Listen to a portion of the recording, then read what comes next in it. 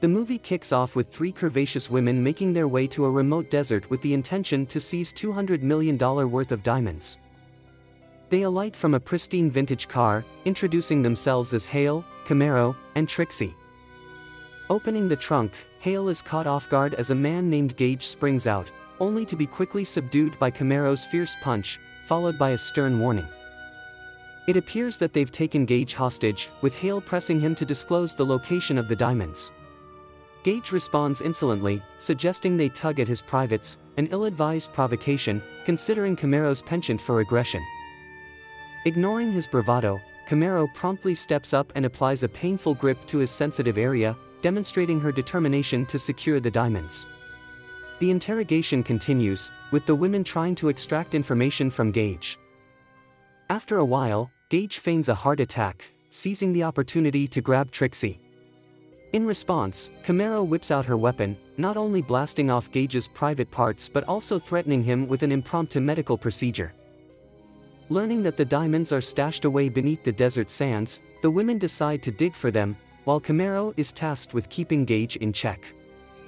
As Camaro is tying Gage up, he attempts to stir discord among the women by exposing Camaro's history of betrayal. However, before he can spill all the beans, Camaro acts quickly, using her weapon to bring Gage's life to a brutal end.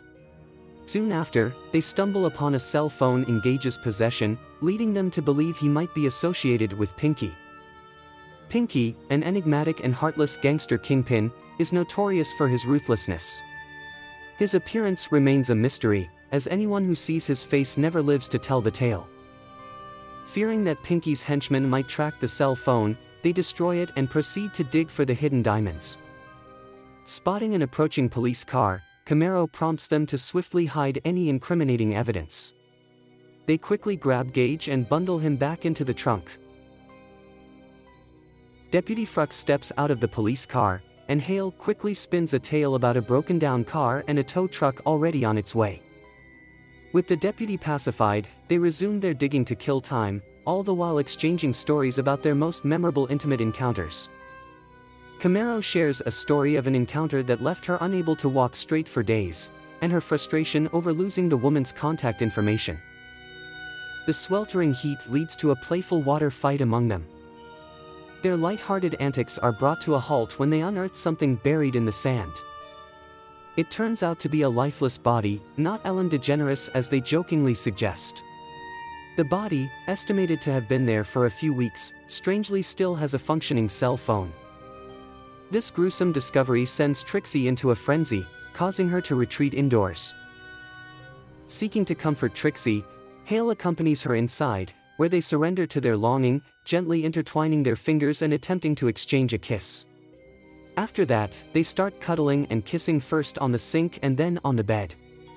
No one seems to be able to stop them in their love games. Their merry moment is cut short by an irate Camaro who feels left out while she's been toiling outside. An argument ensues, culminating in a forceful punch from Camaro to Hale before she storms out. On the street, Hale takes strange pills, after which he goes berserk. In the wake of the altercation, Hale notices something hidden under the rug, a colossal weapon, the BFG. Armed with their newfound firepower, Hale and Trixie venture outside in search of Camaro, only to find her captured by two peculiar characters.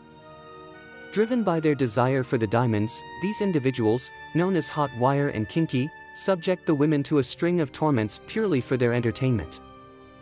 They command everyone to continue the digging, with the exception of Trixie, whom Kinky has taken a particular interest in. In the midst of the excavation, Hale unearths what they believe to be the hidden treasure. Excited, she alerts the psychotic duo.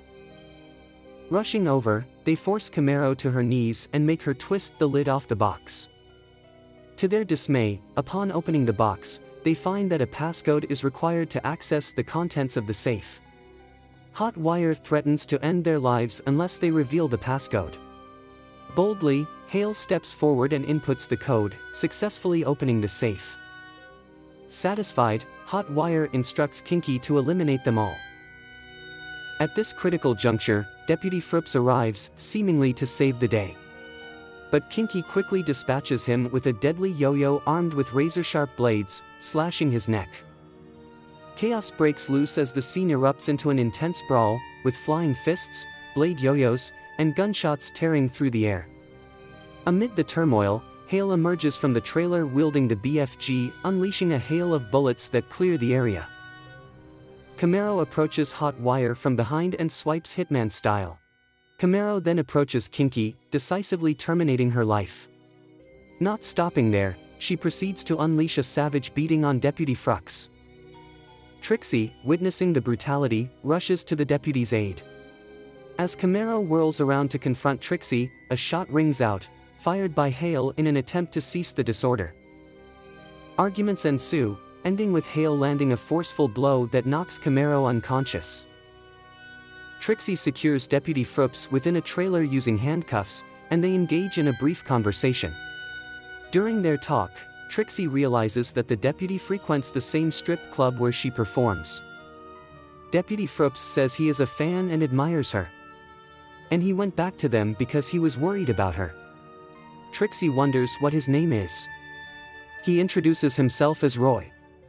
Afterwards, Hale walks into the trailer and tells him to go outside. Before going out, Trixie thanks Roy and says she will be back. Upon leaving the trailer, Trixie discovers Camaro restrained by a chain, a precaution taken by Hale, who deems Camaro's recklessness untrustworthy. Hale and Trixie then venture into the hatch, leaving Camaro behind. In the depths of the hatch, they encounter a peculiar device and an ancient sword. To their delight, they also uncover the coveted diamonds. However, their triumph is short-lived as upon their return, they are ambushed by Camaro. Opting for a fistfight over using the BFG, Hale engages with Camaro but finds herself losing ground. Trixie attempts to intervene, but Camaro's swift punch sends her into unconsciousness.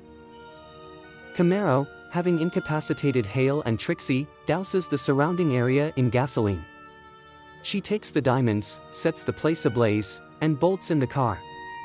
But Hale, not so easily defeated, retrieves the BFG and launches a rocket at the fleeing Camaro, resulting in a massive explosion. In the aftermath, Hale and a revived Trixie converse. Trixie discovers Hale's real identity, a covert operative undercover as a sex toy mogul. Their conversation is abruptly interrupted when a ninja star lodges itself into Trixie. The assailant is Camaro, who miraculously survived the missile attack, leading to a climactic showdown between her and Hale. Camaro starts choking Hale. Hale manages to break free and pick up the rake. She shows incredible tricks with the rake and puts it between Camaro's legs. Camaro breaks the rake and tries to grab Hale. But she throws her back to the sand. After trying to take her in a choke, she falls into a twine. And Camaro jumps on top of her. Hale responds by biting her between the legs. The fight goes on for a very long time, after which Camaro does drop Hale to the floor. Camaro proceeds to asphyxiate Hale, continuing until Hale is incapacitated. She then shifts her attention to Trixie and initiates an assault. However, Trixie abstains from retaliation, prompting Camaro to attempt to incapacitate her as well. During the skirmish, Camaro catches sight of a tattoo on Trixie's inner thigh and is struck by a realization: Trixie was her most memorable sexual partner. Trixie tries to take the sword, but it is intercepted by Camaro. Just as Camaro readies herself to deal a fatal blow to Trixie, she is shot several times, thus ending her reign of terror. Deputy Frux, who against all odds survived the earlier explosive attack, doesn't evade the deadly trajectory of a ninja star thrown by Trixie. Then, a stunning revelation comes to light: Trixie is, in fact, the notorious underworld kingpin Pinky. She confesses to Hale that her true objective was acquiring the priceless ancient sword. Trixie further admits that orchestrating the entire escapade was purely for her amusement. Deciding to spare Hale, Trixie departs in a car, leaving the desert and a bewildered Hale behind. The story thus concludes.